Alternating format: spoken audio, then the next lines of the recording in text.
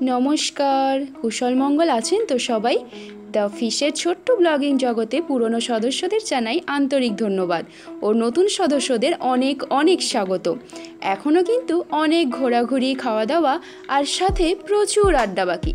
আশা করছি আগামী দিনেও আপনাদের এইভাবেই পাশে পাবো। সকাল সকাল ঘুম থেকে উঠতে পারলে ভোরের দিকে একটা বেশ ঠান্ডা হাওয়া বয়, যা শরীরে অনেকটা এনার্জি এনে দেয়। এখন ভোর 5টা মতো বাজে। রবিবার হলেও সকাল সকাল উঠে পড়েছি। দাঁড়ান, আপনাদের একটা জিনিস দেখাই। একবার একটা পাকা কুমড়ো কিনেছিলাম, দানাগুলো সযত্নে রেখে যথারীতি ভুলে গিয়েছিলাম। এটা প্রায় মাস তিনেক আগের কথা। 2-3 দিন আগে দানাগুলো রান্নাঘর পরিষ্কার করতে গিয়ে আবিষ্কার করলাম। ভাবলাম এ থেকে হয়তো আর গাছ বের হবে না, তাই অবহেলার সাথে সব কটাই এই মাটিতে ছড়িয়ে দিই। কাণ্ডখানা দেখুন, দানাগুলো অঙ্কুরিত হয়ে পুরো টবটা ছেয়ে গেছে। কুমড়ো হয়তো হবে না ঠিকই, তবু এই চারা গাছগুলোকে দেখে এত খুশি হয়ে গেল মনটা। সাথে এই বেলফুলের গাছখানা কর্তামশাইয়ের এক বন্ধু দিয়েছে। আগের দিন রাত্রিরে দুজনে গুগল ম্যাপে হাতড়াচ্ছিলাম কাছে পিঠে এমন কোনো একটা জায়গা যেখানে 2-1 ঘন্টার মধ্যে ঘুরে আবার ফিরে আসা যায়। হঠাৎ এক ঠাকুরস্থানের খোঁজ পাই, যা ভিন্ন ধর্মের হলেও খুব সুন্দর। জায়গাটা আমাদের বাড়ি থেকে 10 কিলোমিটার মতো দূর হবে। কাছেই একটা সুন্দর চার্চ আছে, তার পাশেই আছে সমুদ্র। সেখান থেকে ঘুরে এলে কেমন হয়? কর্তামশাইয়ের বক্তব্য ছিল ঘুম থেকে উঠতে পারলে অবশ্যই যাব।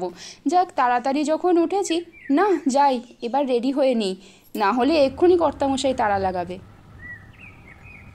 গুগল ম্যাপ দেখতে দেখতে প্রায় পৌঁছেই গেছি জায়গাটাতে। জানেন, চেন্নাইয়ের এই রোডগুলো আমার বড্ড ভালো লাগে। চারদিকে কত যে গাছ, মাঝে আবার ফুলের গাছও বপন করা। শুধু বপন করাই নয়, সুন্দরভাবে তার যত্নও করা হয়। এই যে চলে এসেছি। ওই যে গির্জার চূড়াখানা দেখতে পাচ্ছেন? বেশ চমৎকার জায়গাটা, সাদা যেন ধপধপ করছে। ও রাজ্যে বিয়ের আগে 1-2বার ব্যান্ডেল চার্চে গেছি, তবে এটা একদমই অন্যরকম। আজ রবিবার হওয়ায় ভিতরে প্রেয়ার চলছে। বহুক্ষণ ধরে চলবে এই প্রেয়ার। সে যে ধর্মেরই হোক না কেন, ঠাকুরস্থান এলেই যেন শরীর মন একেবারে পবিত্র হয়ে যায়। মন্দিরের মন্ত্র উচ্চারণই হোক বা চার্চের প্রেয়ার, ভগবানের উদ্দেশ্যে যে প্রার্থনা বা তাকে ডাকার যে অনুভূতি, তা হয়তো কোনো ধর্মেই আলাদা হয় না। ভিতরে এখন প্রেয়ার চলছে, থাক, আর ওদেরকে ডিস্টার্ব করে লাভ নেই। ওরা ওদের মতো করে ভগবানকে ডাকুক। তার আগে আমরা বরঞ্চ জায়গাটা একটু চারদিকটা ঘুরে দেখি। চার্চটির নাম Saint Thome cathedral basilica church, যা থমাস চার্চ বা আনুষ্ঠানিকভাবে সেন্ট থমাস ক্যাথিড্রাল ব্যাসিলিকা বা সেন্ট থমাসের জাতীয় মন্দির নামেও পরিচিত। তামিলনাড়ু চেন্নাইয়ের সন্থমপাড়ায় অবস্থিত ভারতের ক্যাথলিক চার্চের এটি ছোটোখাটো ব্যাসিলিকা। বর্তমানের কাঠামোটি 1523 খ্রিস্টাব্দে তৈরি হয়েছিল। ভাবতে পারছেন একবার, 1523 থেকে এখন 2025, মানে 500 বছর কি তার থেকেও অনেক বেশি পুরনো এর কাঠামোটি। খ্রিশ্চানরা এই সেন্ট থমাস দ্য অ্যাপোস্টলের প্রতি এত কেন শ্রদ্ধাশীল জানেন? কারণ তিনি ভারতবর্ষে নাকি প্রথম খ্রিস্ট ধর্ম নিয়ে এসেছিলেন, এবং এই নামটি পর্তুগিজ উপনিবেশের সময় থেকেই চলে আসছে। চার্চটির সাথে বেশ একটা ঐতিহাসিক ঘটনা জড়িয়ে আছে। মোটামুটি চার্চের চারিদিকটা ঘোরা হয়ে গেছে।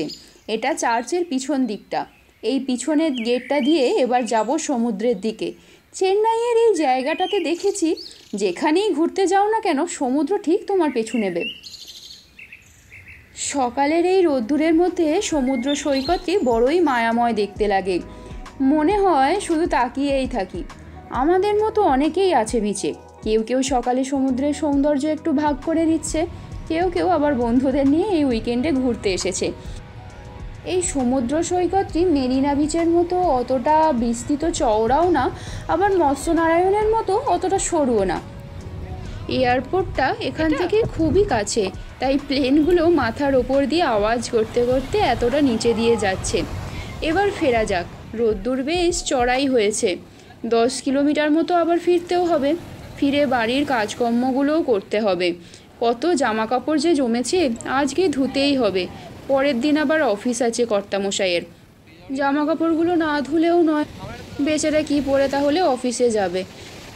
আবার ফেরার সময় যেখান থেকে সেই আনাজের বাজার করি সেখানেও যাব ভাবছি, গিয়ে একেবারে সপ্তাহের যা যা যা আনাজ লাগবে সেগুলো সব তুলে নেব। তার উপরে আবার খিদেতে পেটটা একেবারে হুহু করছে, দেখি সামনে কোনো এটুপি খুঁজে পাই কি না। আগে জলখাবার খাবো, তারপরে সব কাজ। সিগনালে দেখেছেন কত বাইকার্স একদম লাইন দিয়ে দাঁড়িয়ে আছে। ছুটির দিনগুলোতে এমন বাইকার্সের দল চেন্নাইয়ের রাস্তায় রাস্তায় প্রায়শই দেখা যায়। এটা চেন্নাইয়ের যে কোনো রাস্তাতেই আপনারা দেখতে পাবেন। এটা হলো অ্যাপোলো ক্যান্সার হসপিটালটি, যেটা চেন্নাইয়ে আছে না, সেইটা। এই যে জলখাবার খেতে চলে এসেছি একটা রেস্টুরেন্টে, গাড়ি নিয়ে ঢুকতেই দেখি পুলিশ। কারণটা বুঝতে না পারায় প্রথমটা একটু ভ্যাবাচাকা খেলেও পরে রেস্টুরেন্টে গিয়ে দেখলাম এখানে এনারা জলখাবার খেতেই এসেছেন শুধু। শির দখল করে বসে নিজের পছন্দ মতো অর্ডার দিয়ে বসে আছি, হঠাৎ এক বাঙালি কর্মচারীর সাথে দেখা। এখানে আশেপাশে সব বাঙালিগুলোকে দেখলে বেশ ভালোই লাগে। চেন্নাইয়ের এই রেস্টুরেন্টগুলোতে কখনো সখনো এমন বাঙালি কর্মচারীর সাথে প্রায় দেখা হয়ে যেতে পারে।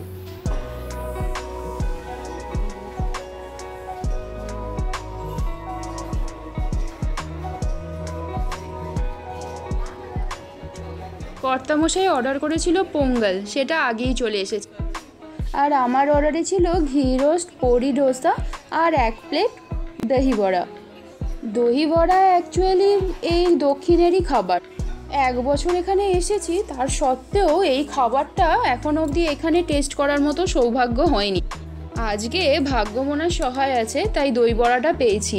এর আগে অন্য যে কোনো রেস্টুরেন্টে গিয়ে যখনই অর্ডার করেছি তখনই আউট অফ স্টক হয়ে যেত, না হলে বলতো এখন অনেক দেরি হবে। আমার অর্ডারটা এখনও না আসায় কর্তা বেচারা অপেক্ষা করছিল, কিন্তু মুখের সামনে এমন গরম গরম খাবার কার সহ্য হয় বলুন তো। আর অপেক্ষা করতে পারছে না, তাই এবার খেতে শুরুই করে ফেললো। এই তো আমার অর্ডারটাও এবারে চলে এসেছে। পরি ডোসা এক ধরনের মশলার পুর দেওয়া ডোসা বলতে পারেন। ভিতরে এখানকার স্পেশাল এক ধরনের মশলা পুর দিয়ে ডোসাটা তৈরি করা হয়। এর এই যে মশলাটা দেওয়া হয় সেটার জন্য এটা অসাধারণ খেতে লাগে। খাওয়া দাওয়া সব মিঠে গেছে, তাই শেষের দিকে একটু নিলাম ফিল্টার কফি। যারা দক্ষিণের কফি ট্রাই করেছেন তাদের আর অন্য কোনো জায়গাকার কফি ভালোই লাগবে না। কফি লাভারদের জন্য এটা স্বর্গরাজ্য বলতে পারেন। জলখাবার খেয়ে এবার যাচ্ছি মার্টিন ভেজে। সপ্তাহে বাজারটা করেই বাড়ি ফিরবো। এখানে কত রকমের যে বেগুন পাওয়া যায় সেটা খালি দেখুন। তবে এদের কোনোটারই স্বাদ আমার বিশেষ ভালো লাগে না। বাংলার বেগুনের স্বাদটাই আলাদা। আগেরবার বাজার করতে এসে এখানে জাম দেখতে পেয়ে বেশ কতগুলো কিনে নিয়ে গিয়েছিলাম। কর্তামশাইয়ের যা ভালো লেগেছিল, তাই আজকে জাম দেখতে পেয়ে সেদিকে হামলা চালাচ্ছে। জামগুলো সত্যি দারুণ খেতে।